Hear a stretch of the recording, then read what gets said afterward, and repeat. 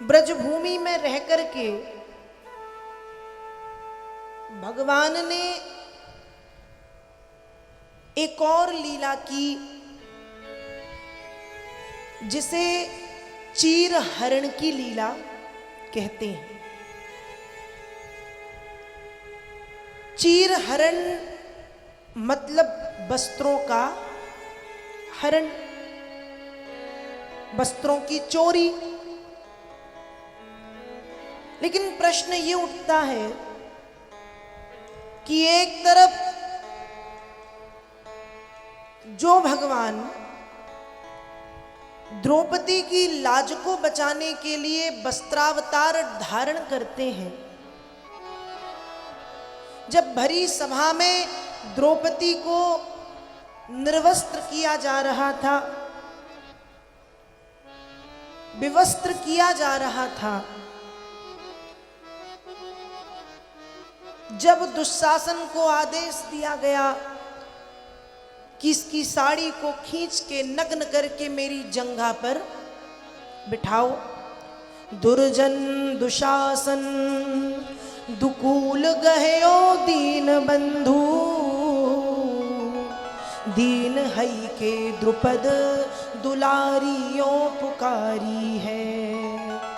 आपनो सवल छाड़ी ठाड़े पति पारथ से, भीम महाभीम ग्रीवा नीचे करी डारी है। सारी बीच नारी है कि नारी बीच सारी है, सारी ही की नारी है कि नारी ही की सारी है। जब द्रौपदी की सारी खींची गई, आदेश मिला दुर्योधन का, निर्वस्त्र करके मेरी जंघा पर बिठाओ। भीष्म पितामह, गुरु द्रोणाचार्य, गुरु कृपाचार्य, कर्ण, विकर्ण और द्रौपदी के पांचों पति पत्थर की तरह सिर झुका करके बैठे रहे, कुछ भी नहीं कर पाए। भरी सभा में द्रौपदी को दुशासन बालों को पकड़ के घसीटता हुआ लाया, जबकि द्रौपदी उस समय रजस्वला थी। मना किया था कि मैं राजसभा में जाने के अनुकूल नहीं हूं, मेरी स्थिति नहीं है कि मैं जाऊं, लेकिन फिर भी बालों को पकड़ के घसीटते हुए लाया और लाकर के सभा में खड़ा कर दिया, खड़ा किया और आदेश भी दिया कि इसको नग्न कर दो, निर्वस्त्र कर दो, विवस्त्र कर दो और जंघा पर बिठा दो।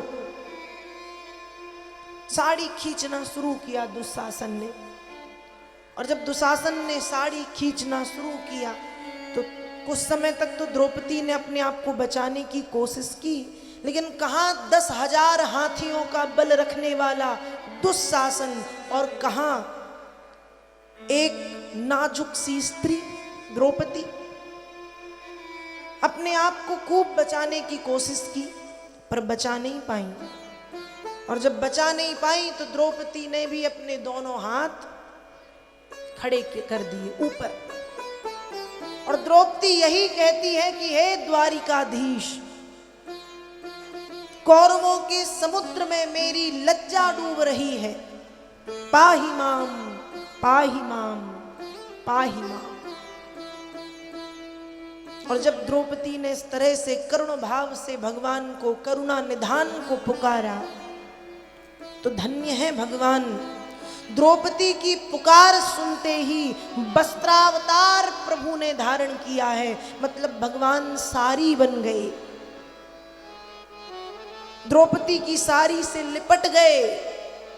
अब दुशासन जब खींचे तो 10,000 हाथियों का बल रखने वाला दुशासन 10 हाथ की सारी नहीं खींच पा रहा, क्योंकि खींच रहा है, साड़ी के अंदर से साड़ी निकलती जा रही है, निकलती जा रही है, निकलती जा रही है। अंबर लो अंबर पहाड़ की नो शेष कभी, भीषम कर्ण द्रोण सभियों बिचारी है। सारी बीच नारी है कि नारी बीच सारी है, सारी ही की नारी है कि नारी ही की सारी है। अंबर लो अंबर, साड़ियों का ढेर लगता गया, साड़ी के ऊपर साड़ी, साड़ी के ऊपर साड़ी, पहाड़ बन गया। अंबर लो अंबर, अंबर मतलब वस्त्रों का, पहाड़ की नो शेष कवि, पहाड़ बन गया। और अंत में 10,000 हाथियों का बल रखने वाला दुशासन वहीं गिर गया और कहता है महाराज मैं थक गया हूं, मेरे हाथ थक गए हैं।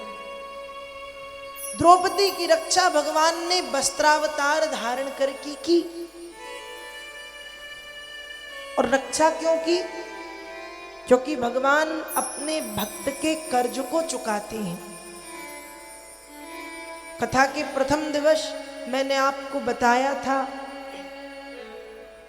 कि एक समय भगवान की छोटी सी उंगली में एक चोट लग गई, खून बह रहा है। भगवान की 16,108 पटरानियां यहां वहां से कपड़ा ढूंढ रही हैं कि कृष्ण के हाथ में पट्टी बांध दी जाए। जब द्रौपदी ने देखा तो द्रौपदी भगवान कृष्ण की मित्र भी हैं और भगवान कृष्ण द्रौपदी को अपनी बहन भी मानते हैं। तो जब द्रौपदी ने अपने भाई या अपने मित्र की उंगली में चोट लगी देखी तो द्रौपदी ने अपनी कीमती साड़ी के पल्ले को फाड़ के गोविंद की उंगली में लपेट दिया। और जब लपेटा तो भगवान कहते हैं कि बहन जरा सी चोट थी, उसके लिए इतनी कीमती साड़ी तुमने फाड़ दी। तब द्रौपदी कहती है कि कृष्ण ये तो साड़ी है, उखाड़ दूं नसों को, ये तो रेशम के धागे हैं।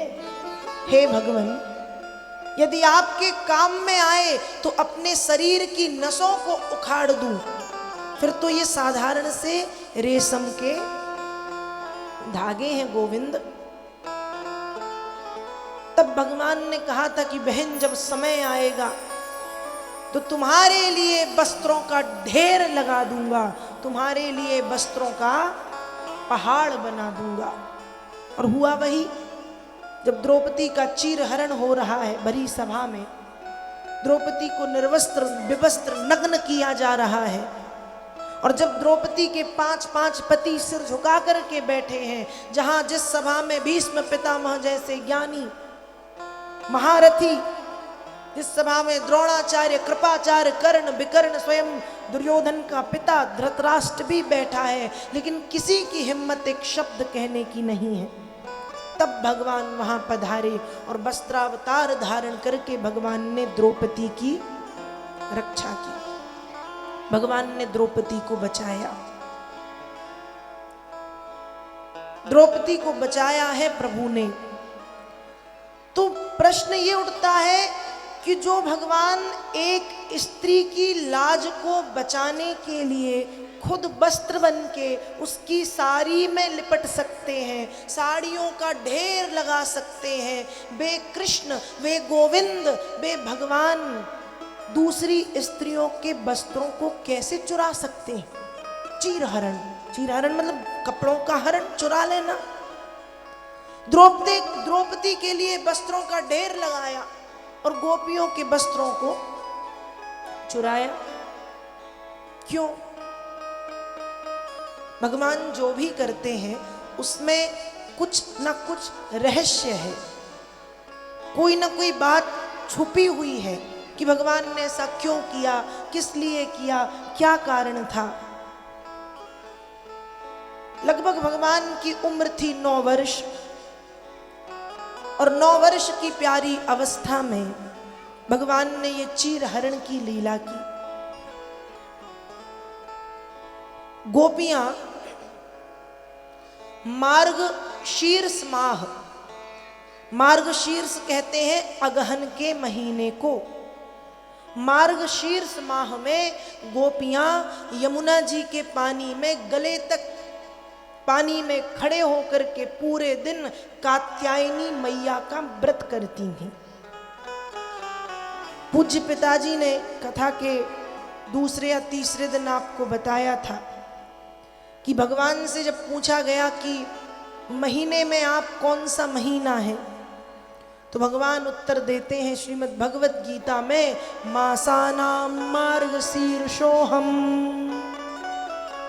यदि महीनों में पूछा जाए तो मैं मार्गशीर्ष का महीना हूं, अगहन का महीना हूं। तो मार्गशीर्ष माह में अगहन के महीने में यमुना जी के जल में गले तक पानी में खड़ी होकर के गोपियां कात्यायनी मैया का व्रत करती हैं। और जब गोपियां पानी के भीतर जाती हैं तो अपने सारे के सारे कपड़े गोपियों ने उतार दिए। सारे कपड़े उतार के यमुना जी किनारे कहीं पे रख दिए और पानी के भीतर गई। और वो तो गले तक पानी में खड़ी हैं। भगवान भी वहां पहुंचे। अब जब भगवान वहां पहुंचे, भगवान ने ये देखा तो भगवान ने क्या किया, भगवान ने गोपियों के कपड़े उठाए और उठा करके कदम्ब के वृक्ष पर रख दिए और उसी वृक्ष पर बैठ के भगवान बांसुरी का वादन करने लगे, बांसुरी बजाने लगे। अब गोपियां पानी से निकली, मतलब गोपियों के निकलने का समय आया। जब निकलने का समय आया तो देखा कि यमुना जी किनारे वस्त्र ही नहीं है। चारों तरफ देखा कि कोई दिख भी नहीं रहा, वस्त्र कहाँ है। तभी दृष्टि गई, वृक्ष के ऊपर भगवान बैठे हैं और गोपियों के वस्त्र भगवान रखे हुए हैं इकट्ठे करके। गोपियों ने कहा, कृष्ण ये क्या है, हमारे वस्त्र हमें ला करके दो। भगवान ने कहा, जैसे भीतर गई थी वैसे ही बाहर आके वस्त्र ले लो। गोपियों ने कहा, कृष्ण इतना क्यों सताते हो, हम इस अवस्था में पानी के बाहर नहीं आ सकते, तुम्हें ही हमारे वस्त्र हमें ला करके देने होंगे, जहां रखे थे वहां ला के रखो और तुम जाओ। पर भगवान ने और वस्त्र अपने कंधे पे टांग लिए, कहा आओ और ले जाओ। और बड़ा सुंदर भाव लिखा गया, जोर के हाथ कहे सब साथ में, हे ब्रजनाथ सुनो हितकारी, वस्त्र हमारे तुम्हारे हैं हाथ में, नीर के बीच में देह उघारी, आप तो लाज के काज जने, महाराज है हाथ में लाज हमारी, वस्त्र रखो जमुना जी के तीर पे और पयान करो गिरिधारी। गोपियां कहती हैं कि भगवान, हमने तो सुना है कि आप सभी की लाज को बचाने वाले हैं और आज आप ये क्या कर रहे हैं, हमारे वस्त्र आपने छीन लिए हैं। तो गोविंद अब ये मजाक बंद करो और हमारे वस्त्र हमें दो और यहाँ से आप जाओ, चले जाओ। हम हाथ जोड़ के आपसे प्रार्थना करते हैं, हम उघारी हैं, हमारे तन पे कोई वस्त्र नहीं है, हम यमुना जी के पानी में कब तक खड़ी रहेंगी, हे गोविंद कृपा करो। भगवान ने कहा, तुम जैसी गई थी वैसी आओ और आकर के वस्त्र को ले लो। बार बार अनेक बार खूब बार गोपियों ने प्रार्थना की पर भगवान नहीं माने। अंत में भगवान ने कहा कि तुमने यमुना जी का अपराध किया है, वरुण देवता का अपराध किया है, शास्त्र विरुद्ध काम किया है, इसलिए सबसे पहले यमुना जी को और वरुण देव को हाथ जोड़ करके प्रणाम करो, उसके बाद मैं तुम्हारे वस्त्र तुम्हें दे दूंगा। तो गोपियों ने वह किया और अपनी शर्म को एक तरफ रख के बाहर आई, भगवान से वस्त्र लिए, भगवान ने गोपियों को वस्त्र दिए। तो ये चीरहरण की जो लीला है उसके कई कारण हैं। पहला कारण कि गोपियां यमुना जी में बिल्कुल पूरी तरह से निर्वस्त्र होके गईं, शास्त्र विरुद्ध कार्य।